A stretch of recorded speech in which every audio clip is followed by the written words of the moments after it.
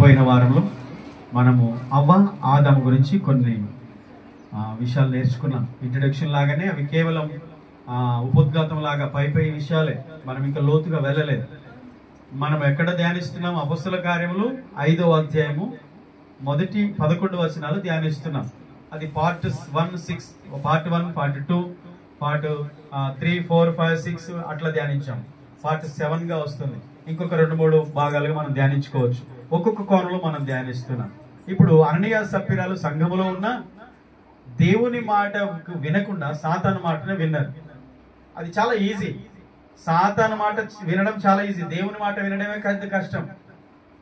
అది చాలా కష్టం అనిపిస్తుంది. ఇప్పుడు ఎన్ని ప్రసంగాలు వింటున్నాము, అనేక విధాలుగా అనేక వాక్యాలు వింటున్నాము, వాక్యం తెలుసు, చాలా విషయాలు మనకు తెలుసు, కానీ వాటికి లోబడినంత, సాతానుకు మాటకు లోబడినంత ఈజీగా దేవుని వాక్యాన్ని మనం లోబడలేము. వింటున్నారా? చాలా కష్టం అది. ఎందుకంటే అననీయ సప్ఫీరాలను బట్టి మనకు అర్థమైంది. సేమ్ హవ్వ ఆదాము కూడా అదే. దేవుడు ఆదాముతో చెప్పాడు. ఓకే, ఆదాము అవ్వకు చెప్పాడా లేదా ఆ పండు తినొద్దని? తెలియదు. ఒకవేళ చెప్పున్నా ఆ మాటను పక్కన పెట్టి సర్పము, సాతాను సర్పరూపంలో వచ్చి చెప్పగానే ఈజీగా సాతాను మాట వేసి, ఓకే, సాతాను మాట అవ్వ వింటే అవ్వ మాట ఆదాము ఈజీగా విన్నాడు. దేవుడు నాతో చెప్పాడు, తినొద్దని చెప్పాడు, తినకూడదు. సరే, నువ్వు తింటే తిను, నువ్వు నా మాట వినట్లేదు కదా, నేను తినను అని అనాలి కదా, అనలేదు. మనం చదువుకున్నాం ఆల్రెడీ, ఆ విషయాలు అయిపోయాయి. అవ్వ తను తిని తన భర్తకి ఇవ్వగానే ఆయన తినేసాడు. అంటే సాతాను మాట వినడం భార్యాభర్తలు ఇద్దరికి ఈజీ. సంఘంలో ఉన్న విశ్వాసులు సాతాను మాట వింటారా వినరా అనేది ఇక్కడ ఈ ఫ్యామిలీని బట్టి, అక్కడ ఆ ఫ్యామిలీని బట్టి ఈజీగా అర్థమైపోతుంది. ఓకేనా? ఇక నెక్స్ట్ లోతు గురించి మనం చూద్దాం. ఇప్పుడు ఆదికాండం తీసారా? 19వ అధ్యాయం మొదటి 2-3 వచనాలు చదవండి. 1, 2, 3 వచనం. ఆదికాండము. ఆ సాయంకాలమందు ఆ ఇద్దరు దేవదూతలు సొదొమ చేరున్నప్పటికీ లోతు సొదొమ గవిని యొద్ద కూర్చుండి ఉండెను. లోతు వారిని చూచి వారిని ఎదుర్కొనుటకు లేచి సాష్టాంగ నమస్కారము చేసి, నా ప్రభువులారా, దయచేసి మీ దాసుని ఇంటికి వచ్చి రాత్రి వెళ్ళబుచ్చి కాళ్ళు కడుక్కొనుడి, మీరు పెద్దలకడ లేచి మీ త్రోవను వెళ్ళవచ్చునను. అందుకు వారు, అలాగు కాదు, నడివీధులు రాత్రి వెళ్ళబుచ్చదమని చెప్పారు. అయినను అతడు మిక్కిలి బలవంతము చేసినప్పుడు వారు అతని తట్టు తిరిగి అతని ఇంట ప్రవేశించిరి. అతడు వారికి విందు చేసి పొంగని రొట్టెలు కాల్చగా వారు భోజనము చేసిరి. ఇక్కడ గమనించండి, లోతును గురించి గతంలో కొన్ని విషయాలు మనం వినే ఉన్నాం. సరే, ఏదేమైనప్పటికీ ఇక్కడ ప్రత్యేకంగా లోతు యొక్క భార్య, ఆమె పేరు వ్రాయబడలేదు, కానీ వారి యొక్క జీవితం, వారి ఫ్యామిలీ యొక్క జీవితం, కొన్ని పై సంగతులు మనం చదువుతాం, ఈరోజు అర్థం చేసుకుందాం. అననీయ సప్ఫీరాలు చేసిన పాపము సంఘానికి, ఆధ్యాత్మిక జీవానికి ఎంత భంగం కలిగించింది, అలాగే ఆదాము అవ్వలు చేసిన పాపము మానవ జాతి అంతటికి పాపాన్ని ఎలాగూ సంక్రమింపజేసింది చూసారా? వారి జీవిత విధానం సరిగ్గా లేకపోతే, సరైనటువంటి ఆలోచన విధానంలో వారి జీవితంలో లేకపోతే, అంటే అతి తెలివిగా ప్రవర్తించి లోకం మాటలు విని, సాతాను మాటలు విని వారి జీవితాలు నడిపించుకుంటే మాత్రం ఆగమైపోతారు. అలా ఆగమైపోయిన జీవితాల్లో 3వ ఫ్యామిలీ లోతు భార్య. చూడండి, లోతు హిస్టరీ ఒకసారి మనము వెనక్కి వెళ్తే, అబ్రహామును దేవుడు పిలిచాడు. ఆదికాండం 12వ అధ్యాయం చదవద్దు. పిలిచినప్పుడు అబ్రహాము వెళ్ళినప్పుడు లోతు కూడా అబ్రహాముతో వెళ్ళాను అని రాయబడింది. లోతు అబ్రహాము యొక్క సహోదరుని కొడుకు. లోతు కూడా వెళ్ళాడు. లోతు వెళ్ళినప్పుడు లోతు భార్య కూడా వెళ్ళి ఉంటది. అబ్రహాముతో కొంతకాలం ఉన్నారు. దేవుడు అబ్రహామును దీవించినట్టుగా లోతును కూడా దీవించాడు. దీవెన ఎక్కువైపోయిన తర్వాత, ఆశీర్వాదం ఎక్కువైపోయిన తర్వాత, సంపద ఎక్కువైపోయిన తర్వాత, లోతు యొక్క మందలు కానీ లేకపోతే అబ్రహాం యొక్క మందలు విస్తరించబడిన తర్వాత కొంచెము మనస్పర్ధలు వచ్చాయి. ఫస్ట్ పనివారి ద్వారా వచ్చాయి. ఆ పనివారిద్దరికి గొడవ వచ్చింది అనమాట, లోతు దాసులకు అబ్రహాం దాసులకు. అప్పుడు అబ్రహాం అన్నాడు, మనం బంధువులం కదా, గొడవ పడడం మంచిది కాదు, మన ముందు చాలా విశాలమైన ప్రాంతం, దేశం ఉంది, నీకు నచ్చిన వైపు దిశగా నువ్వు వెళ్ళు, నువ్వు మొదట నువ్వే కోరుకో, నువ్వు ఎటు వెళ్తే నేను ఇటు వెళ్తా, నువ్వు తూర్పు వెళ్తే నేను పడమర వెళ్తా, నువ్వు ఉత్తరం వెళ్తే నేను దక్షిణం వెళ్తా. ఇలా చెప్పినప్పుడు నిర్ణయం ఎవరు తీసుకున్నారు? లోతు తీసేసుకున్నాడు. లోతు నిర్ణయం తీసుకోవడం లోతుదే. ప్రార్థన చేయలేదు, లేదా తను ఇప్పటి వరకు సాధి పెంచిన అబ్రహాం యొక్క ఆలోచన తీసుకోలేదు. అలా మాట్లాడతావేంటి చిన్న ఆయన అనొచ్చు. అలా మాట్లాడతావేంటి, నువ్వే చెప్పు, నేను ఎటు వెళ్ళాలో చెప్పు అని చెప్పాల్సింది. కానీ అక్కడనే స్టార్ట్ అయింది. లోతు యొక్క హృదయము అబ్రహాం హృదయం లాంటిది కాదు, చాలా డిఫరెంట్ ఉంటుంది. లోతు హృదయానికి అబ్రహాం హృదయానికి చాలా తేడా. అబ్రహాము లోతును అంతగా సంరక్షించిన, అంతగా చూసుకున్న, నిర్ణయాల విషయానికి వచ్చేసరికి అబ్రహాము మాట వినకుండా లోతు తన సొంత నిర్ణయం తీసుకున్నాడు. ఓకే, ఇప్పుడు సొంత ఆలోచన చేసి లోతు ఎటు వెళ్ళాడు? పై మెరుపులు చూసే రకం ఉంటారు. 13వ అధ్యాయంలో ఉన్నాయి ఆదికాండ విషయాలు. పై దాన్నే చూస్తారనమాట. దేవుని ఆలోచనతో ఆలోచించరు. దేవుని ఉద్దేశం ఏమైందో ఆ ఉద్దేశాలు చూడరు. మనకు ప్రస్తుతమే చూస్తాం మనం. అది చాలా ప్రమాదం.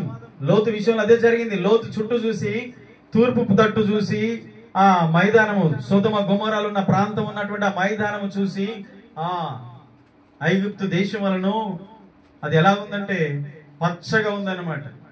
ఏదైనా తోట వలను పచ్చగా కనిపించింది. పైకి పచ్చగా కనిపిస్తే చాలు. పై చూసి అందరు పాపంలో పడుతున్నారు. పై చూడకండి, దేవుడు చూసే విధానం చూడండి. అలా చూసిన వాళ్ళందరూ చాలా మంది అలాగే అయిపోయారు. నయం అలాగే వెళ్ళిపోయింది. బైబిల్లో చాలా మంది పైకి చూసిన భక్తులందరూ పడిపోయారు. లోతు ఆ విధంగా ఆలోచన చేసి సొంత నిర్ణయం, సొంత ఆలోచనతో వెళ్ళిపోయి తన సొంతంగా నిర్ణయం తీసుకుని సొదొమ దగ్గర గుడారం వేసుకున్నాడు. సొదొమ మనుషులు దుష్టులు, సొదొమ మనుషులు వ్యభిచారులు, పాపాత్ములు, భయంకరమైనటువంటి దేవునికి విరుద్ధమైన పాపములు జీవిస్తున్న ప్రజల దగ్గరికి వెళ్ళి సహవాసం చేయడం మొదలు పెట్టాడు. అక్కడ కూర్చున్నాడు. బాగుపడతాడంటారా? అలాంటి వారితో సహవాసం చేస్తే బాగుపడతారా? అలాంటి వారి దగ్గర పోయి కూర్చుంటే బాగుపడతారా? కీర్తనల 1వ కీర్తన ఏమనుంది? దుష్టుల ఆలోచన చొప్పున నడవక, పాపుల మార్గమున నిలవక, అపహాసకులు కూర్చుండు చోటను కూర్చుండక, యెహోవా ధర్మశాస్త్రమునందు ఆనందించు జీవరాత్రము దాన్ని ధ్యానించువాడు ధన్యుడు. అందుకనే ఒంటరిగా ఉంటే దేవునితో మాట్లాడటం నేర్చుకోండి. నలుగురితో ఉంటే కొంచెం దేవుని గురించి మాట్లాడడం నేర్చుకోండి. చాలాసార్లు సహవాసానికి దూరం అయిపోయిన వాళ్ళే పాపంలో పడిపోతారు తెలుసా. ఒంటరిగా ఉన్న వాడినే సాతాను పడేస్తాడు. ఒంటరిగా ఉన్నప్పుడే సాతాను అవ్వ దగ్గరికి వచ్చాడు. మరి సహవాసం చేసిన ఎలాంటి సహవాసం చేయాలి? ఎలాంటి ప్రజలతో తిరగాలి? ఎలాంటి ప్రజలతో కూర్చోవాలి? ఎలాంటి వ్యక్తులతో కూర్చోవాలి? ఎలాంటి అమ్మలతో మాట్లాడాలి?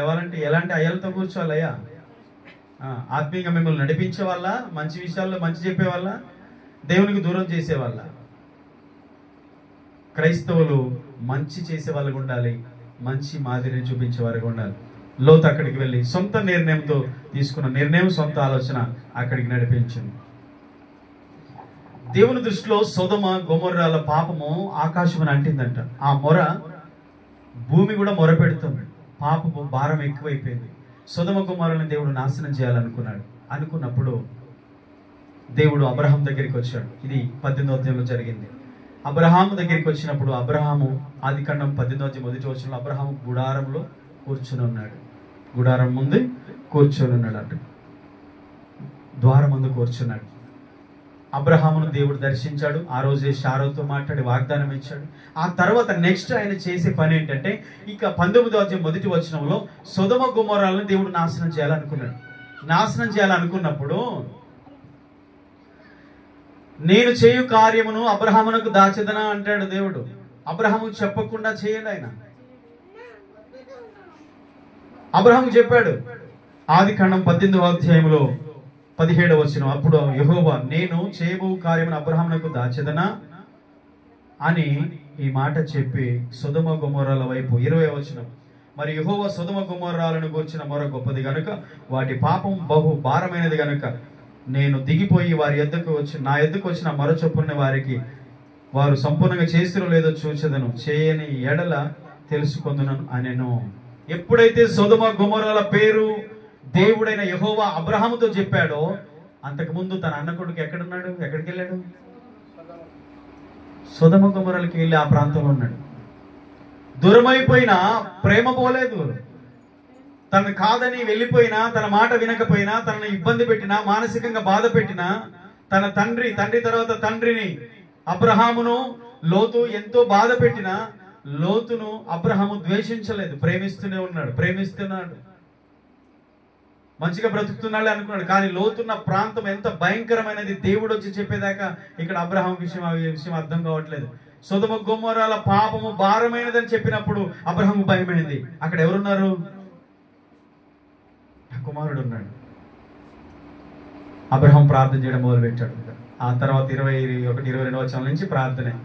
మరి అక్కడ 40 మంది ఉన్నా నీతిమంతులు రక్షిస్తావా? 30 మంది ఉన్నా, 20 మంది ఉన్నా, 10 మంది ఉన్నా రక్షిస్తానన్నాడు. దేవుడు మాట ఇచ్చాడు. అబ్రహాం ఏది అడిగినా అబ్రహాం మాట కాదనలేదు. కానీ ఆ 10 మంది కూడా, 5 కూడా లేరు. అంత పాపంతో నిండిన ప్రజలు. లోతు ఒక్కడే నీతిమంతుడు. లోతును గురించి నీతిమంతుడైన లోతు అని వాక్యం రాయబడింది. నీతిమంతుడే, కానీ ఆలోచనలు, అడ్వైజులు, తను తీసుకునే నిర్ణయాలు, తన విధానం మంచివాడే. అననీయ సప్పిరాలు విశ్వాసులు కాదా? నిద్ర వస్తుందా? ఫ్యాన్ బంద్ చేయమా, ఫ్యాన్ బంద్ చేయి, బంద్ చేయి.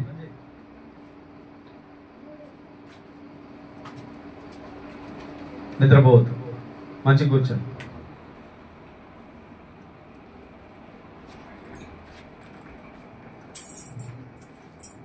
చెప్పండి, తీసుకునే నిర్ణయాలు ఎలాంటివి? ఇంటి దగ్గర నిద్ర వస్తుందా? చర్చలు ఎందుకు నిద్ర వస్తుంది? చర్చలు ఎందుకు నిద్ర వస్తుంది? వాక్యం మీద ఆకలి లేదు, ఉందా? వాక్యం వినాలి. ఈరోజు ఏం వాక్యం వస్తుందో, ఒక కొత్త విషయం ఈరోజు తెలుస్తుంది.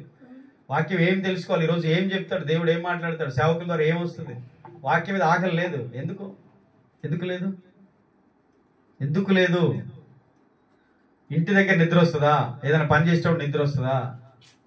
ఎందుకు రాదు? మరి ఇప్పుడు ఎందుకు వస్తుంది? శోధన కదా అది. అందుకనే నిద్ర రాకుండా కూడా మనం ప్రేయర్ చేసుకోవాలి. చర్చిలో ఉన్నప్పుడు నాకు ఆవలింతలు రావద్దు, నిద్ర రావద్దు, వాక్యం మీద మనసు తొలగిపోవద్దు. దేవా, వినేదే వారంలో ఒకసారి, అది కూడా ఒక వారం ఎగ్గొడితే ఇంకొక వారం వస్తాయి. అర్థమైందా? ఇది చాలా సీరియస్ చెప్తున్నా నేను. స్పిరిచువల్ గా సంఘం ఎదగకపోతే, సంఘంలాగా ఉండకపోతే లోకంలో కలిసిపోవడం మంచిది. లోకంలో వెళ్ళిపోవడం మంచిది. దేవుడే దాన్ని ఫస్ట్ అవాయిడ్ చేస్తాడు, అంతే. పొట్టును మనమే చేర్చుకోము. దేవుడు ఎందుకు చేర్చుకుంటాడు? పిచ్చోడా? దేవుడు ఏమైనా పిచ్చోడా? అందుకని చెప్తాను నేను అప్పుడప్పుడు, చర్చికి వెళ్తావు కానీ పరలోకం వెళ్ళవు. చర్చికి వెళ్ళడం ఈజీ, ఇష్టం ఉన్నా ఇష్టం లేకపోయినా చర్చికి వెళ్తావు. మొహమాటానికో, అభిమానానికో, ఎవరి మీద ఏదో అవుతుందో పోకపోతే అని భయానికి చర్చికి వెళ్తావు. అట్లా వెళ్ళకండి. దేవుణ్ణి ఆరాధించడానికి వెళ్ళండి, దేవుణ్ణి కనపరచడానికి వెళ్ళండి, సంతోషంగా ఉత్సాహంగా వెళ్ళండి ఆయన మందిరానికి. పరలోకం వెళ్ళడం అంత ఈజీ కాదు, చర్చికి వెళ్ళడం చాలా ఈజీ.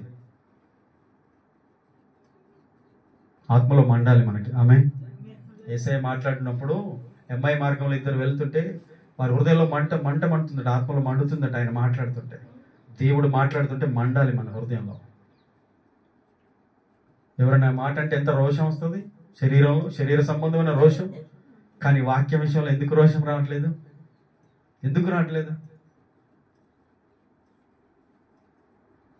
ఒక ఆధ్యాత్మికంలో స్థితిలో నుంచి పడిపోయిన వ్యక్తి గురించి నేర్చుకుంటున్నాం ఈరోజు.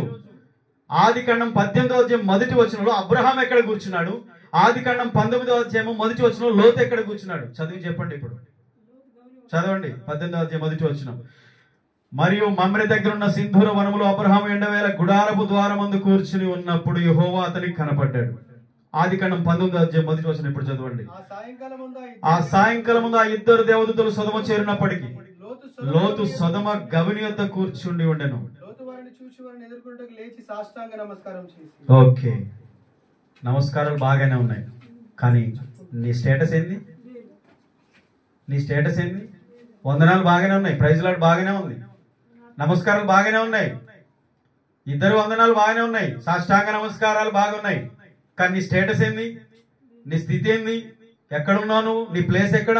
నువ్వు కూర్చునేది ఎక్కడ? మాట్లాడేది ఎక్కడ? రచ్చబండ. అబ్రహాం ప్లేస్ ఎక్కడ ఉంది? అబ్రహాం ఎక్కడ కూర్చున్నాడు? లోతు ఎక్కడ కూర్చున్నాడు? సమయము దొరికితే నువ్వు ఎక్కడ కూర్చోవాలి? మందిరంలో కూర్చోవాలి, ఇంట్లో కూర్చోవాలి, ప్రార్థనలో కూర్చోవాలి, వాక్యం దగ్గర కూర్చోవాలి. కష్టపడు, పని చేయి, రోజుకి 8 గంటలు ప్రయాసపడు, నీ కష్టాతీతం దేవుడు దీవిస్తాడు. కానీ పని చేసిన తర్వాత నీ ఖాళీ సమయం ఎక్కడ? నీ సమయం అంతా ఎక్కడ వేస్ట్ అవుతుంది? ఎటుపోతుంది నీ ఆధ్యాత్మిక జీవితం? లోతు జీవితం ఏమైపోయింది? గుడారాన్ని వదిలాడు, అబ్రహాముని వదిలాడు, సహవాసం వదిలాడు, సన్నిధిని వదిలాడు, ఆశీర్వాదాన్ని వదిలాడు, వాగ్దానాన్ని వదిలాడు. దేవుడు మాట్లాడే ప్లేస్ను, దేవుడు మాట్లాడే స్థలాన్ని వదిలిపెట్టి సొదమ వైపు వెళ్ళిన లోతు జీవితం అంతకంతకు నీరసించిపోయింది, క్షీణించిపోయింది. ఆత్మీయ జీవితం పతనమైపోయింది. సహవాసము నీ ఆత్మీయ జీవితాన్ని పాడు చేసే సహవాసాలు ఉంటాయి. దేవునికి దూరం అయిపోయినా, ఆత్మీయులకు దూరం అయిపోయినా, నీతిమంతులకు దూరం అయిపోయినా, సహవాసానికి దూరం అయిపోయినా విశ్వాసాల గతి ఇలాగే ఉంటది. ఇలాగే ఉంటది. ఒక్క వారం బంద్గా, రెండో వారం నీకు చర్చికి రాబుద్ది కాదు, మూడో వారం రావు, నాలుగో వారం అసలే రావు. నెక్స్ట్ మంత్ లో నువ్వు వేరేది స్టార్ట్ చేస్తావు.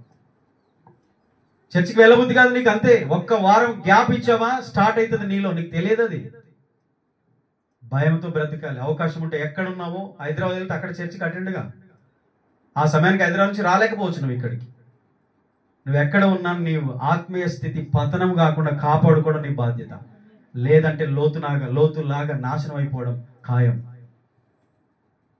బైబిల్ చెప్తుంది అది. స్టేటస్ ఏంది? స్థితి. ఎక్కడ ఉండాల్సిన వాడు ఎక్కడున్నాడు? ఏ పని? రచ్చబండ కాడ ఏం పని? అబ్రహాముతో ఉన్నప్పుడు ఇలాంటివి జరిగిందా? అబ్రహాముతో ఉన్నప్పుడు ఇలాంటివి జరిగిందా? జరగలేదు. ఎక్కడ చదవం మనం. ఇప్పుడు చూడండి, లోతు గవిని దగ్గర కూర్చున్నాడు. ఓకే, దేవదూతలు గుర్తుపెట్టాడు, మంచిదే. నమస్కారం చేశాడు, మంచిదే. అతిథులను గౌరవించే మర్యాద ఉంది ఆ దినాల్లో. ముఖమొహం తెలియకపోయినా కొత్త వాళ్ళు వస్తే రెస్పెక్ట్ ఇవ్వడం, వాళ్ళ ఇంటికి చేర్చుకోవడం, కొన్ని నీళ్ళు ఇవ్వడం, ఆహారం పెట్టడం మంచిదే. అనవాయితీ ఉంది. లోతు అదే చేశాడు, మంచిదే, పర్వాలేదు. అబ్రహాం కాడ నేర్చుకున్నాడుగా, శారా కాడ నేర్చుకున్నాడుగా. ఎందుకు మర్చిపోతాడు? మర్చిపోడు. కానీ ఒక్క పొరపాటు, తాను మర్చిపోలేదు కానీ భార్యకి నేర్పలేదు. తాను మర్చిపోలేదు కానీ భార్యకి నేర్పలేదు. ఇప్పుడు మొదటి 3 వచనాలు చదివా ఇంతకుముందు. వారు ఇంటికి వచ్చిన తర్వాత వాళ్ళకి నీళ్ళు ఎవరు ఇవ్వాలి, వాళ్ళకి రొట్టెలు ఎవరు చేయాలి, వారి పరిచర్య ఎవరు చేయాలి వాళ్ళకి? అక్కడ ఇద్దరు చేశారు. అబ్రహాము శారా ఇద్దరు చేశారు. అబ్రహాము శారా పిలిచాడు, అమ్మా ఇదిగో 3 మానికల పిండి విసికిన రొట్టెలు చేయాలి. ముసలితనంలో చింత తెచ్చినా పులుపు చావదంటారు. మరి కొంతమంది జీవితాలు ఆపోజిట్ అవుతుంది. చచ్చేంత వరకు కూడా పరిచయం చేయడం మర్చిపోలే అబ్రహాం. ముసలివాడైనా కానీ, శారా ముసలమ్మ అయిపోయినా కానీ ఆ సేవ చేయడము, పరిచయం చేయడం, ప్రేమించడం, ఆతిథ్యం ఇవ్వడం, వచ్చిన వాళ్ళని గౌరవించడం, రెస్పెక్ట్ ఇవ్వడం మర్చిపోలే శారా. అబ్రహాము నేర్చుకున్నాడు, శారాకి నేర్పాడు. వారిరువురు ముసలి వాళ్ళు అయినా కానీ అదే పని చేస్తున్నారు. ఏమన్నా నామోసా? ఎందుకు మరి ఫౌజులు కొట్టడం? అబ్రహాం కంటే గొప్పలో ఉన్నామా మనం ఇక్కడ? శారా కంటే గొప్పలు ఉన్నారా స్త్రీలు ఇక్కడ? చెయ్యం. మనం ఎందుకు చెయ్యం? మనం మర్చిపోయాం. దేవుని వాగ్దానాలు మర్చిపోయాం, దేవుని ఆశీర్వాదాలు మర్చిపోయాం. ఆత్మీయ స్థితిలో పతనమైపోవడం ఏంటంటే ఇదే. ఇద్దరి ఆత్మీయ జీవితం ముందు పెట్టి అబ్రహాము లోతుది ఒక్కసారి చూసుకోండి. మనం ఎటున్నాం? డౌన్ లో ఉన్నామా? పర్వాలేదా? పోగొట్టుకుంటున్నారు అందరూ. కొంచెం స్టేజ్ పెరగగానే, కొంచెం స్థాయి పెరగగానే, కొంచెం లెవెల్ పెరగగానే, సర్కిల్ పెరగగానే ఏంటి మర్చిపోతారు ఆ పరిచర్య. ఈరోజు సేవకులు కూడా చెప్తున్నాను, ఒకప్పుడు చేసిన సేవకులు ఇప్పుడు చేయట్లేదు, మర్చిపోతున్నారు. మేము ఒకప్పుడు విశ్వాసులమేగా, ఒకప్పుడు పిల్లలమేగా అని మరి సంగతి మర్చిపోతున్నారు. ఇప్పుడు మేము బిషపులం, మేము అది ఇది అని చెప్పుకుంటున్నారు. రెవరెండ్లు, డాక్టరేట్లు మేము. అది కాదండి. చచ్చేంత వరకు అబ్రహాము ముసలోలైన పరిచయం చేశారు. హెబ్రీ పత్రిక 13వ అధ్యాయంలో మాట ఉంది. వారు కొందరు ఎరుగకే దేవదూతలకు ఆతిథ్యం ఇచ్చిరి. చూడండి ఆ మాట చూడండి, హెబ్రీ పత్రిక 13వ అధ్యాయం.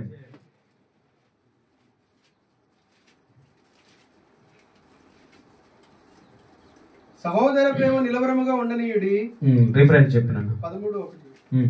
సహోదర ప్రేమ నిలవరముగా ఉండనీయుడి, ఆతిథ్యము చేయ మరొకటి. దాని వలన కొందరు ఎరుగకయే దేవదూతలకు ఆతిథ్యము చేసిరి. చాలు. ఎవరు మీరు? ఎవరి గురించి చెప్తున్నాడు? ఇక్కడ పేర్లు లేవు కానీ అబ్రహాము, శారా ప్రేమ, సహోదర ప్రేమ నిలవరముగా నిలవనియండి. క్రీస్తు ఏ ప్రేమనైతే చూపించాడో ఆ సహోదర ప్రేమ. మీరు స్నేహితులు, మీరు నా స్నేహితులు అన్నాడు. మీరు దాసులను పిలవక మిమ్మల్ని స్నేహితులను పిలుస్తానన్నాడు. వారి కాళ్ళు కడిగాడు. నేను పరిచర్య చేయించుకోనుడికి రాలేదు, చేయడానికి వచ్చానన్నాడు. ప్రేమ ఉంటే పరిచర్య చేస్తారు. వయస్సును చూడరు, లెవెల్ను చూడరు, స్టేటస్ను చూసుకోరు. నేను అబ్రహామును, ఆశీర్వదించబడిన వాడిని, విశ్వాసులకు తండ్రిని, నాకు వాగ్దానాలు ఉన్నాయి, నేను అది ఇది అని గొప్పలు చెప్పుకొని తిరగలేదు అబ్రహాము. పరిచర్య చేశాడు. ఎరుగని వ్యక్తులు వచ్చిన ఆతిథ్యం ఇచ్చాడు. హెబ్రీ 13:1 రాయబడింది. ప్రేమ, సహోదర ప్రేమ. ఎరుగకే దేవదూతలకు ఆతిథ్యం ఇచ్చారు. ఈరోజు ఆతిథ్యం ఇచ్చే మనసు సంఘానికి ఉందా? ఎవరికి ఉంది? స్వార్థం ఉంది. ఆతిథ్యం ఇవ్వడం నేర్చుకోండి ఫస్ట్. ఒక విశ్వాసిని మీ ఇంటికి ఒకరు పిలవండి, ఒకరింటికి ఒకరు పిలుచుకోండి, ఒకరికొకరు కొంచెం ఆతిథ్యం ఇవ్వండి. దైవ సేవకులు పిలవండి, తెలిసిన వాళ్ళు తెలియని వాళ్ళు వచ్చిన ప్రేమ కలిగి వారికి ఆతిథ్యం ఇవ్వండి. అది బైబిల్ చెప్తుంది. దానివల్ల ఉపకారం ఉంది. ఆతిథ్యం చేయ మరవకుడి అని పేతురు పత్రికలో రాయబడింది. ఈ మనసుతో అబ్రహాం ఉంటే, అబ్రహాం భార్య ఉంటే, లోతు విధానం చూడండి. దీని ద్వారా వచ్చిన పనిష్మెంట్ ఆ ఫ్యామిలీకి చాలా ఘోరంగా ఉంటుంది. ఆ విషయాలు నేను 2 విషయాలు నేను చెప్పి ముగిస్తాను. లోతు మనం చదివినట్టుగా వారిని పిలిచి, ఇంటికి పిలిచి, అయ్యా కాళ్ళు కడుక్కోండి, రాత్రి వెళ్ళబుచ్చి, 3వ వచనం, నా ప్రభువులారా 2వ వచనం నుంచి, మీ దాసుని ఇంటికి వచ్చి రాత్రి వెళ్ళబుచ్చి కాళ్ళు కడుక్కొనుడి, మీరు పెందలకడ లేచి మీ త్రోవను వెళ్ళవచ్చునను. అందుకు వారు అలాగు కాదు, నడివీధిలో రాత్రి వెళ్ళబుచ్చదమని చెప్పిరి. అయినను అతడు మిక్కిలి బలవంతం చేసినప్పుడు వారు అతని తట్టు తిరిగి అతని ఇంట ప్రవేశించిరి. అతడు వారికి విందు చేసి పొంగని రొట్టెలు కాల్చగా వారు భోజనం చేసిరి. లోతు భార్య ఎక్కడుంది? ఎక్కడుంది ఆమె ప్రస్తావన? ఏది? ఆమె పేరు లేదు, ఆమె చేసిన పని లేదు. లోతు నేర్పలేదు. లోతు నేర్పకపోవడమే లోతు తప్పు. మిస్టేక్స్ ఉన్నాయి ఒకరికొకరు. అవి నేర్చుకోవాల్సిన విషయాలు. స్త్రీ పురుషుని దగ్గర నేర్చుకోవాలి, పురుషుడు దేవుని దగ్గర నేర్చుకోవాలి, భార్య భర్త దగ్గర నేర్చుకోవాలి. ఒకవేళ భర్త అన్యుడు, మారుమనసు లేదు, రక్షణ లేదు అనుకుందాం, కానీ స్త్రీ దేవుని దగ్గర నేర్చుకోవాలి. భర్తని లెక్క చేయని భార్యలు ఉంటారు, భర్తని లెక్క చేయని భార్యలు ఉంటారు. అలా ఉండకూడదు. భర్త భార్యకు నేర్పాలి, ఆత్మీయ జీవితంలో నేర్పాలి, చెప్పాలి. ఆదాము చెప్పాడో లేదో, చెప్పకపోవడం వల్లనే అవ్వ అలా చేసింది అనుకుంటాను నేను. లోతు పరిచర్య గురించి నేర్పాడా? నేర్పలేదు. ఆమె జీవితం ఎలా అయింది తెలుసా? యేసుప్రభు వారు కూడా ఆమె గురించి చెప్పాడు కొత్త నిబంధనలో. ఇప్పుడు 26వ వచనం చదవండి ఒకసారి. 26వ వచనం చదవండి. అయితే లోతు భార్య అతను వెనక నుండి తిరిగి చూసి ఉప్పు స్తంభం ఆయను. చాలు. ఇక్కడ జరిగిన స్టోరీ అంతా నేను చెప్పట్లేదు. దేవదూతలు చెప్పారు, మేము ఈ పట్టణం నాశనం చేయబోతున్నాం, త్వరగా నీకెవరైతే ఉన్నారో వారిని అందరినీ పిలుచుకోమని చెప్తే, తన కొత్తగా రానున్న అల్లుళ్ళు ఉన్నారు, 2 బిడ్డలు లోతుకి. వాళ్ళ అల్లుళ్ళు హేళన చేశారనమాట. నమ్మలేదు లోతు మాట. తర్వాత లోతు కూడా తడువు చేస్తున్నాడు. ఇంకా అక్కడి నుంచి వదిలిపెట్టే బుద్ధి కావట్లేదు, ఆయన వెళ్ళిపోవాలని అనిపించట్లేదు. తడువు చేస్తుంటే తెల్లవారేసరికి లోతు భార్య లోతు చెయ్యి పట్టుకొని తన బిడ్డలిద్దరిని ఊరు వెలుపలకి లాక్కెళ్ళారు దూతలు. పారిపోమని చెప్పారు. పారిపోమని చెప్తే కూడా లోతు పారిపోవట్లేదు. సాకులు చెప్తున్నా, అంటే దేవుడు ఏది చెప్తున్నాడో దేవునికి మళ్ళా తిరగ చెప్తున్నాడు అనమాట. మన దగ్గర కూడా ఇది బుద్ధి ఉంటుంది. అలా కాదు ప్రభువా, ఒకసారి ఆ మాట చదవండి. అదే 19వ అధ్యాయం 17వ వచనం, 18వ వచనం. ఇదిగో నీ కటాక్షం నీ దాసుని మీద వచ్చినది. 18 చదివాను. 17 చదువు. లోతు ప్రభువా అలాగు కాదు, ఇదిగో నీ కటాక్షము నీ దాసుని మీద వచ్చినది. నా ప్రాణము రక్షించడం వలన నీవు నా ఎడల కనపరిచిన నీ కృపను కనపరిచితివి. నేను ఆ పర్వతమునకు తప్పించుకొని పోలేను, ఈ కీడు నాకు సంభవించి చచ్చిపోదునేమో. ఇదిగో పారిపోవటానికి ఊరు సమీపంలో ఉన్నది, అది చిన్నది, నన్ను అక్కడికి తప్పించుకొని పోనిము. అది చిన్నది కదా, నేను బ్రతుకుదని చెప్పాడు. అంటే దేవుడు ఏం చెప్తున్నాడో అది వినడం లోతు దగ్గర లేదు, దానికి లోబడడం లోతు దగ్గర ఫస్ట్ నుంచి కూడా లేదు. అబ్రహాము దగ్గర కూడా అదే పరిస్థితి. అబ్రహాంకి అవకాశం ఇవ్వాలి కదా, తానే తీసేసుకున్నాడు నిర్ణయం, తానే ఆలోచన చేశాడు. తాను తీసుకున్న నిర్ణయం తననే చిక్కులు పెట్టింది. అదే కీర్తనలు అంటాడు, తమ ఆలోచనలో చిక్కుబడి వారు కూలిరి. ఈ సొంత ఆలోచన చేసే వాళ్ళందరి పరిస్థితి ఇలాగ ఉంటుంది. కాబట్టి ఏం చేయాలనుకున్నా ఫస్ట్ దేవుని దగ్గర ప్రార్థన చేయండి, ప్రార్థన చేసి తీసుకోండి. ఇప్పుడు దేవుడు లోతుకు చెప్పిన, దూత చెప్పిన మాట లోతు వినట్లే. ఆ పర్వతానికి పారిపోమని చెప్తే లోతు అలాగూ కాదు ప్రభువా, ఆ పర్వతానికి నేను వెళ్ళలేను, ఇదిగో ఇక్కడ ఒక ఊరు ఉంది, ఆ ఊరు వెళ్తాను. సోయర్, చిన్నది, ఆ ఊరు పేరు సోయర్ అన్నమాట, అంటే చిన్నది అని అర్థం. అంత దూరం పోలేను, ఇక్కడికి వెళ్తాను అంటున్నాను. ఎక్కడికి పోతే సేఫ్టీ అనేది దేవునికి తెలుసు. నువ్వు ఎక్కడ ఉంటే సేఫ్టీ, నువ్వు ఎక్కడికి వెళ్తే క్షేమం దేవునికి తెలుసా, ఎక్కువ మనకు తెలుసా? మనకి తెలిసినట్టు చెప్తాం. అట్లా కాదు ప్రభువా, అలా కాదు ప్రభువా. సరే నీ ఇష్టం, నీ ఇష్టం. బిలాము కూడా ఏంటి అడుగుతాడు, వద్దు ఆ ప్రజలు శపించొద్దు, ఆ మోయాబీల మాటని వినొద్దని దేవుడు చెప్తే బిలాం ప్రవక్తకి సరే అని పోతాడు. మళ్ళీ పోయి ఆ వెండి బంగారం ధనాన్ని చూసి మళ్ళొచ్చి మళ్ళీ ప్రభువా వెళ్ళనా వద్దా, నీ మనసు అర్థమైంది నాయన, నాకు నీ మనసు అంతా అక్కడే ఉంది, వాటి మీద ఉంది కదా, సరే వెళ్ళన్నాడు. వద్దన్న దేవుడు 2 సార్లు వెళ్ళన్నాడంటే అది వెటకారమే, అర్థమైంది. దేవుడు అటు వెళ్ళొద్దంటే లోతు నేను ఇటు వెళ్తా అంటున్నాడు. ఆయనే నిర్ణయం తీసుకున్నాడు. ఇంకొక మాట చెప్పాడు, వెనక చూడకుండా వెళ్ళమని చెప్పాడు. అక్కడే ఉంటుంది 17వ వచనంలో, అదొకటి కూడా చదవండి. ఆ దూతలు వారిని వెలుపలికి తీసుకుని వచ్చిన తర్వాత ఆయన 17 నీ ప్రాణమును దక్కించుకున్నట్లు పారిపోము, వెనక చూడద్దు, మైదానంలో ఎక్కడ నిలబడద్దు, నశించుకోకుండా ఆ పర్వతములకు పారిపోమని. నువ్వు పారిపో, ఎక్కడ నిలబడద్దు, వెనక్కి చూడద్దు. 3 విషయాలు. పారిపోవాలి, పాపము నుండి, కీడు నుండి, దుష్టత్వం నుండి, చెడుతనం నుండి పారిపోవాలి. అక్కడ వెళ్తే తాగేస్తానేమో, అడిగిపోతే పాపం చేస్తానేమో, ఇక్కడ వెళ్తే పడిపోతానేమో, బుద్ధి ఉండాలి క్రైస్తవులకి. దేవుడు అదే అన్నాడు, పారిపో. తిమోతికి పౌలు అదే చెప్తాడు, నా కుమారుడు తిమోతి నువ్వు పారిపో, యవనేచ్ఛల నుండి పారిపో, శరీరేచ్ఛల నుండి పారిపో, విగ్రహాల నుండి పారిపో, వ్యభిచారం నుండి, జాగ్రత్త నుండి పారిపో, అక్కడికి వెళ్ళకు, వారితో ఉండకు, ఆ స్థలాన్ని వెళ్ళకు, పారిపో. లోతుకి అదే చెప్పాడు, నువ్వు ఇక్కడ ఉండొద్దు, అగ్ని గంధకముల చేత నాశనం చేయబడుతున్నాయి పట్టణాలు, కాలి బూడిదైపోబోతున్నాయి, నువ్వు పారిపో. తడువు చేస్తున్నాడు, పారిపో అన్నాడు. ఇంకొక మాట, కొంత దూరం వెళ్ళి కూడా నిలబడొద్దు అన్నాడు. ఇప్పుడు క్రైస్తవులు నిలబడేది ఎక్కడ? అపహాసకులు, దుష్టులు ఆలోచకున్నాడు, ఒక పాపల మార్గమున నిలవక, అపహాసకుల చోటు కూర్చుండే చోట కూర్చుండక, నడిస్తే నిలుస్తావు, నిలిస్తే కూర్చుంటావు. ఫస్ట్ నడవద్దు అన్నాడు. నడిచి నడిచి ఏమైతారు, అలసిపోయి నిలబడతారు, కాసేపు నిలబడిన తర్వాత కూర్చుందాంలే అని కూర్చుంటారు. అదే అన్నమాట. పారిపో అన్నాడు, నిలబొద్దు అన్నాడు, వెనక్కి చూడొద్దు అన్నాడు. ఈ మాట ఇద్దరు విన్నారుగా, చెప్పాలి. లోతు భార్య లోతు విన్నారా లేదా? విన్న తర్వాత 26వ వచనం ఇంతకుముందు చదువుకున్నాం కదా. లోతు భార్య అతని వెనక నుండి తిరిగి చూచి ఉప్పు స్తంభం ఆయను. అయిపోయి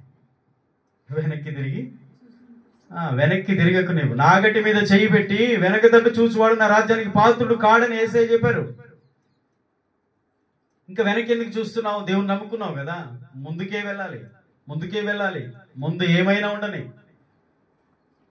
అనుమానాలు సన్మానాలు ఏముండవు, అనుమానాలు ఉంటాయి, అవమానాలు ఉంటాయి, నిందలు ఉంటాయి, కష్టం ఉంటుంది, శ్రమ ఉంటుంది, బాధ ఉంటుంది. దేవుని నమ్ముకుంటే కష్టాలు రావు అని చెప్పేది తప్పుడు బోధ. యేసుప్రభు అలా చెప్పలేదు. ఏం చెప్పారు? ఈ లోకములో మీకు శ్రమ కలుగును, ఆయనను ధైర్యం తెచ్చుకోండి. నా బిడ్డలు గనక నాకు శ్రమ కలిగింది, నన్ను లోకము వేయాలని చేసింది, నన్ను హింసించింది, మిమ్మల్ని కూడా హింసిస్తుంది. యేసయ్యను నమ్ముకుంటే అన్ని శాలువాలు సన్మానాలు కాదు,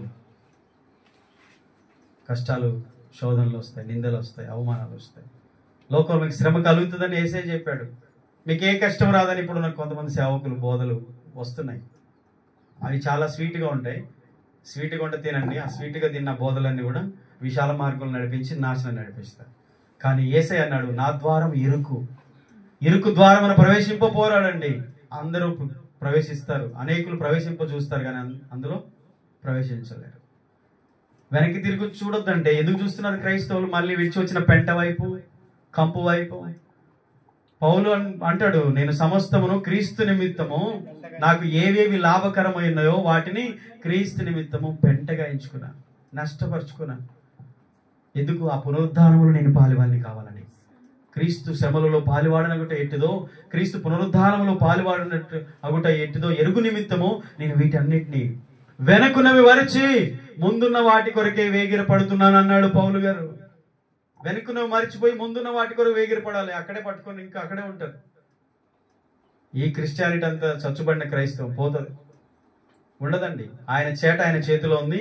ఆయన కళ్ళమును బాగుగా శుభ్రం చేస్తాడు. మత్తయి 3వ అధ్యాయంలో రాయబడిన మాట నెరవేర్పు జరుగుతుంది. ఏం చెప్పాడు దేవుడు? ఏం చేయొద్దని చెప్పాడు, అదే చేశారు. ఆదాముకి ఏం చెప్పాడు? అవ్వకు అది చెప్పాడా? అవ్వ అదే చేసింది, ఆదాము కూడా అదే చేశాడు. లోతుకి ఏం చెప్పాడు? లోతు భార్యకి ఏం చెప్పాడు దేవుడు? పారిపోమని చెప్పాడు, నిలవద్దని చెప్పాడు, వెనక్కి తిరగొద్దని చెప్పాడు. ఏం చేశారు? పర్వతానికి పారిపోమంటే సోయరుకు పారిపోతా అంటున్నాడు. సరే పారిపోండి, కానీ నిలవద్దు, వెనక్కి చూడొద్దు అంటే వెనక్కి తిరిగి చూశారు. ఆమె చూసింది. అక్కడ అవ్వ టపీమని పడిపోయింది. ఇక్కడ లోతు భార్య. స్త్రీ బలహీనమైన ఘటం. అయితే ఆ ఘటాన్ని దేవుడు బలవంతురాలుగా నిలబెట్టి దేవుడు తన సేవ కొరకు వాడుకోవాలనుకుని మొట్టమొదట ఆయన సమాధి నుంచి లేచినప్పుడు స్త్రీకి కనిపించాడు. కోల్పోయింది అవ్వ ద్వారానే, తిరిగి మళ్ళా స్త్రీ ద్వారానే దేవుడు దాన్ని ఇవ్వాలనుకుంటున్నాడు. ఈరోజు స్త్రీలు అర్థం చేసుకుంటే క్రీస్తు కొరకు ప్రకాశిస్తారు, దేవుని కొరకు ప్రకాశించే స్త్రీలుగా ఉంటారు. ఒక అవ్వలాగా ఉండరిగా, ఒక లోతు భార్యలాగా ఉండరిగా, ఒక అహాబు రాజు భార్య యెజబెల్లాగా ఉండరిక, ఒక యోబు భార్యలాగా ఇక ఉండరు, ఒక అననీయ భార్య సఫీరలాగా ఇక ఉండరు, ఒక శారలాగా ఉంటారు, ఒక ఎస్తేర్ లాగా ఉంటారు, ఒక